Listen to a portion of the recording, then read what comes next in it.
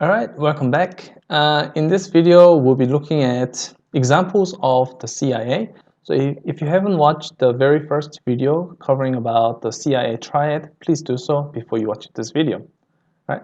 So let's have a look at how the CIA triad applies in different contexts. Right? So we're going to start with the very first example in university. So this one is an exercise for you. You can pause the video and see what kind of activities will fall into confidentiality, integrity, and availability with respect to university activities. Okay, so you can pause the video here and have a think. Actually, you should write them down as well. Okay, and then see whether they are corresponding or not.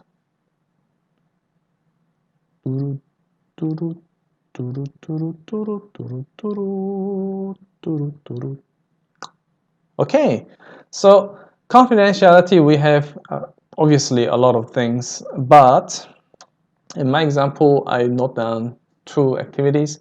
For example, the FIMI passwords are not disclosed to others, so that falls into the confidentiality aspect of the university activities.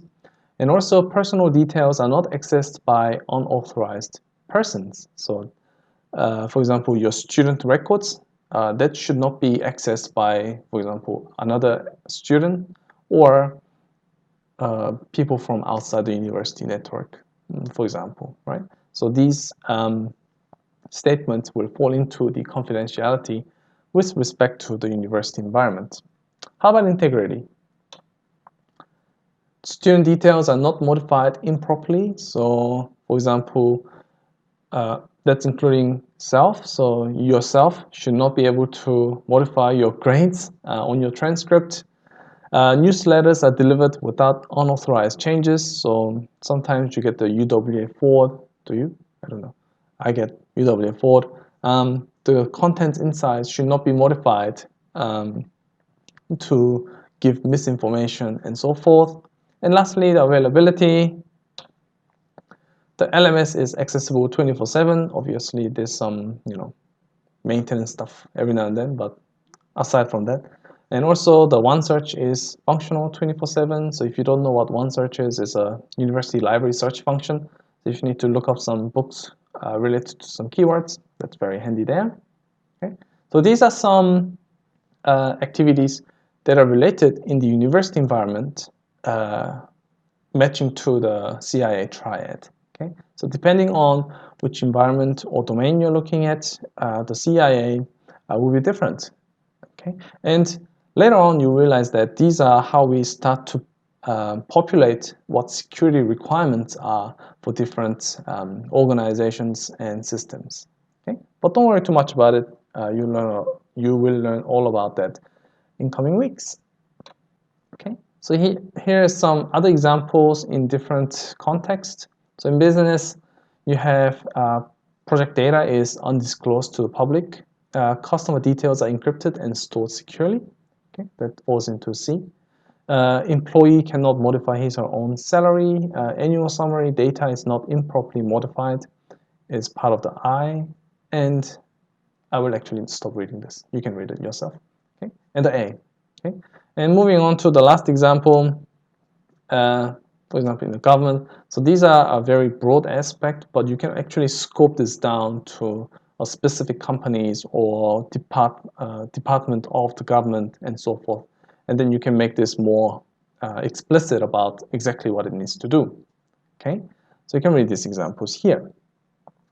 Okay, so in terms of the security objectives, the CIA triad, C is to prevent, detect, and deter improper disclosure of information. I is similar above protecting the modification. A is to protect from denial of access to services, right? So these objectives may have different interpretations in different contexts, and that's what you need to know. But the goal is pretty much as described up here. Okay, so just keep that in mind. But wait, there's more, right? So we talked about CIA, but as time passed and systems got more complex, people have realized that there are other aspects of security that also should be taken into account with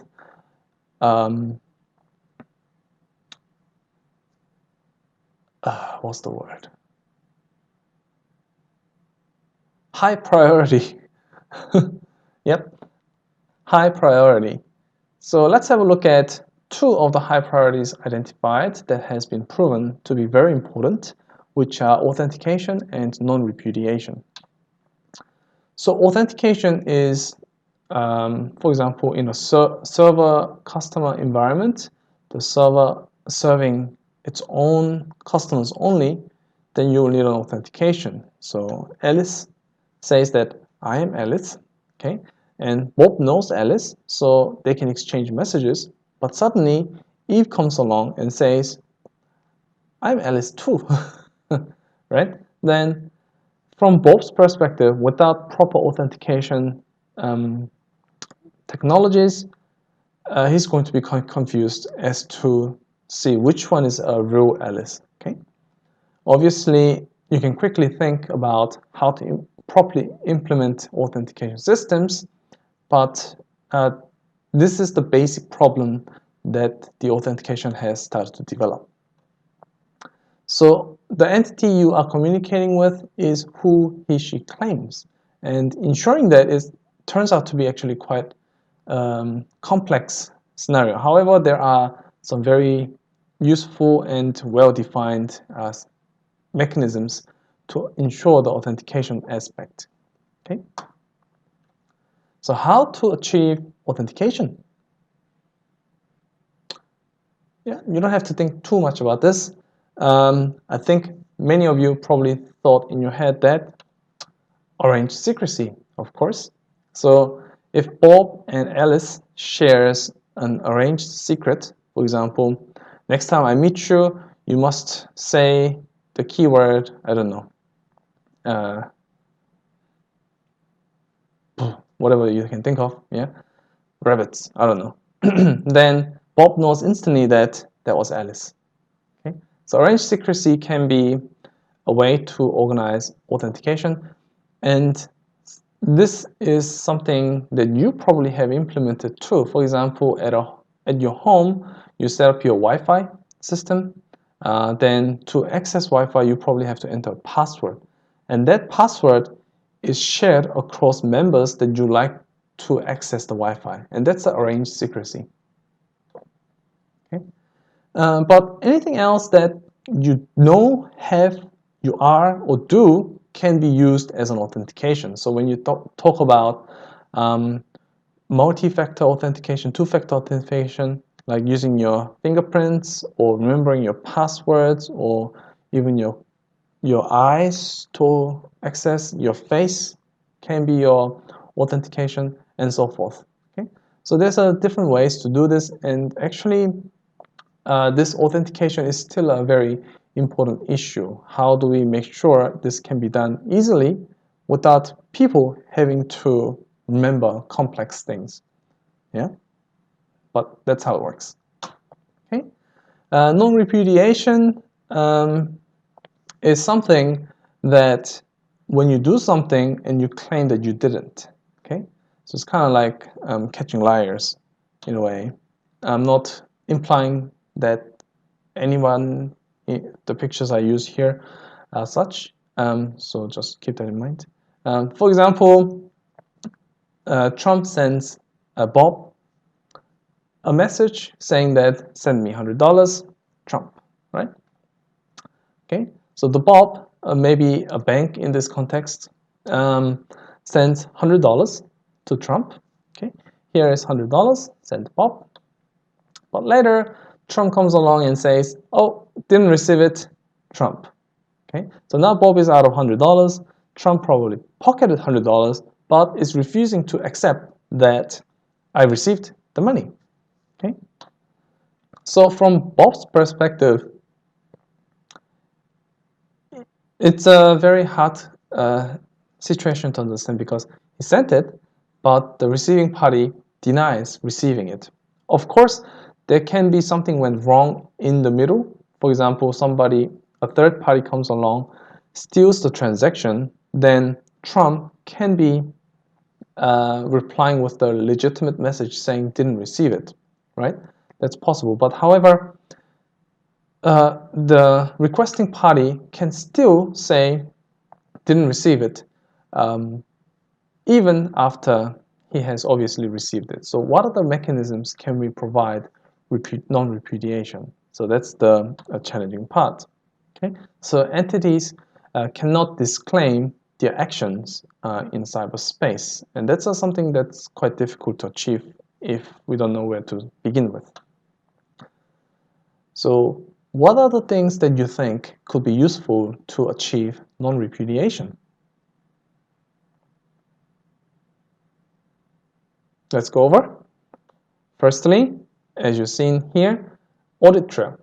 Okay, so audit trail is recording about all the actions that has been taken as logs, leaving audits, right? So that you can trace back of different actions that are taken by different entities and use that as an evidence to say that whether that person is claiming, telling us the truth or not.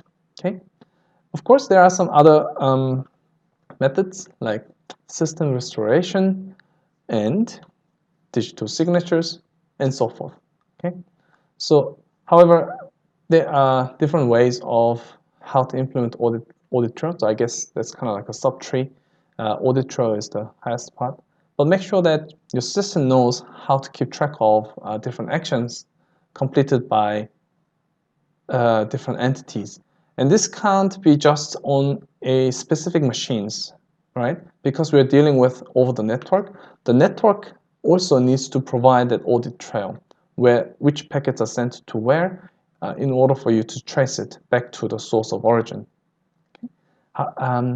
Yeah, so there are additional priorities in addition to the CIA triad that people nowadays needs to be aware of when securing a system.